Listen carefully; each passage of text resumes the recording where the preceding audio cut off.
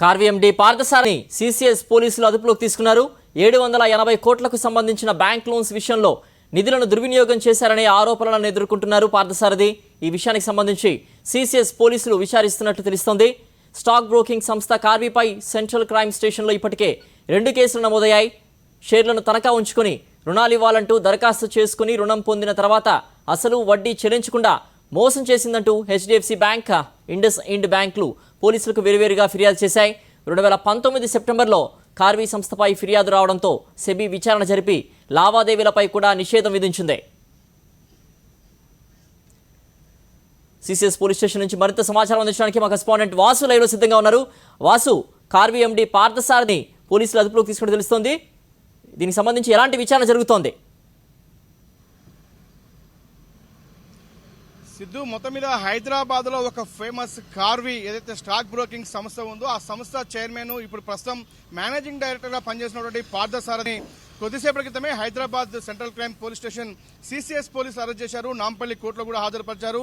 అయితే ఇతనికి సంబంధించి కూడా బ్యాంకులో చీటింగ్ సంబంధించి ఎవరైతే కస్టమర్లు ఈ స్టాక్ షేర్లకు సంబంధించి కూడా బ్యాంకుల్లో షేర్లు పెట్టుబడి పెట్టి కూడా దాదాపు 700 కోట్లకు పైగా కూడా బ్యాంకు రుణాలు ఎగవేసిన కేసులో కూడా హెచ్డిఎఫ్సి బ్యాంకు 2 కేసులు, ఇండస్ ఇండ్ బ్యాంకు సంబంధించినటువంటి 1 కేసులో కూడా మొత్తం దాదాపు వీళ్ళ 3 బ్యాంకులకు సంబంధించి 500 కోట్ల రూపాయల ఎగవేసిన నేపథ్యానికి సంబంధించి కూడా సిసిఎస్ పోలీసులు కేసు నమోదు చేశారు. ప్రస్తుతం ఆ కేసులో కొద్దిసేపటి క్రితమే పార్థసారథి అరెస్ట్ చేసి రిమాండ్ తరలించిన పరిస్థితి కనిపిస్తూ ఉంది.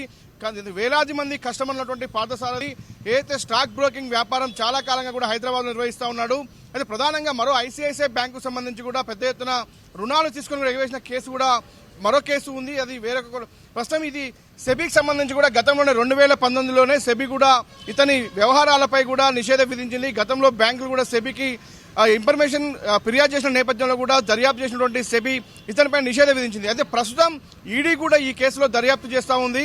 ఇక సీరియస్ ఫ్రాడ్ ఇన్వెస్టిగేషన్ సంబంధించి కూడా ఈ కేసు ఇతనిపైన విచారణ సాగుతా ఉంది. అయితే మొత్తం మీద ఇతన్ని కస్టడీకి తీసుకునే పొజిషన్లో ప్రస్తుతం పోలీసులు ఉన్నారు. మరి కాసేపట్లో హైదరాబాద్ సిపి కూడా దీనిపైన మీడియా సమావేశం నిర్వహిస్తూ ఉన్నారు. ఎందుకంటే ఇది చాలా పెద్ద కేసు. కార్వి అనేది కూడా ప్రస్తుతం గచ్చిబౌలి ఏరియాలో కార్పొరేట్ ఆఫీస్ నిర్వహిస్తూ కూడా పెద్ద ఎత్తున వ్యాపారిస్తుంది. గతంలో రోడ్ నెంబర్ 10లో కూడా ఒక కార్పొరేట్ ఆఫీస్ కార్యాలయం నిర్వహించారు. కొన్ని వేల కోట్ల రూపాయలు డిపాజిట్ల రూపంలో కూడా షేర్ల రూపంలో కూడా అతను తీసుకోవడం జరిగింది. కానీ ఇప్పటి వరకు పెద్ద ఎత్తున బాధితులు కూడా సిసిఎస్ ను ఆశ్రయించే అవకాశాలు కనిపిస్తా ఉన్నాయి. ఎందుకంటే కస్టమర్ల డబ్బంతా కూడా ఏదో షేర్ల రూపంలో బ్యాంకులకు తనఖా పెట్టి వేల కోట్ల రూపాయల బ్యాంకు రుణాలు తీసుకున్నటువంటి నేపథ్యం కనిపిస్తా ఉంది. కాబట్టి ఆ తిరిగి బ్యాంకుల చెల్లింపు విషయంలో కానీ లేదంటే కస్టమర్లకు చెల్లించే విషయంలో కానీ పార్థసారథి నిర్లక్ష్యం వహించాడు. ఎక్కడ కూడా రెస్పాండ్ కానిటువంటి నేపథ్యంలోనే బ్యాంకులు తప్పనిసరి పరిస్థితుల్లో కూడా సెబీని ఆశ్రయించాయి. ఆ తర్వాత ప్రస్తుతం ఇప్పుడు సిసిఎస్ పోలీసులు ఆశ్రయించిన నేపథ్యంలో సిసిఎస్ పోలీసులు లోతైన ఇన్వెస్టిగేషన్ పూర్తి చేశారు. ఇదంతా కూడా వాంటెడ్లీ పార్థసారథి యొక్క చీటింగ్ పాల్పడిన నేపథ్యంలోనే అతను అరెస్ట్ చేసి నాంపల్లి కోర్టులో హాజరుపరిచారు. మరి కాసేపట్లో అతన్ని చెంచల్గూడ జైలు కూడా తరలిస్తా ఉన్నారు. దీనిపైన మరి కాసేపు హైదరాబాద్ సిపి అంజన్ కుమార్ కూడా వివరించే అవకాశాలు కనిపిస్తా ఉన్నాయి. సిద్ధు. ఓకే వాసు.